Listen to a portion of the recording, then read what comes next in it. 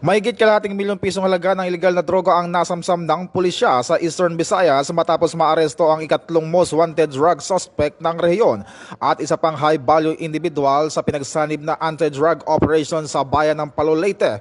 Isinagawa ang operasyon sa Zone 3 Barangay Campete kung saan na-recover ang 5 sachet na hinihinalang shabu na may tiyatayang 79 gramo. Kinilala ang pangunahing sospek na si alias Kaloy, 22 anyos, kabilang sa priority target ng pulisya. Kasama rin sa naaresto ang alias Yan, 38 anyos, residente ng barangay Naga-Naga, Palo, na itinuturing na high-value individual. Ayon kay Police Brigadier General Capoy, Regional Director ng PRO8, patunay ang operasyong ito ng matatag na paninindigan ng kapulisan na buwagin ang mga sindikato ng droga at tiyakin ang kaligtasan ng komunidad sa Eastern Visayas.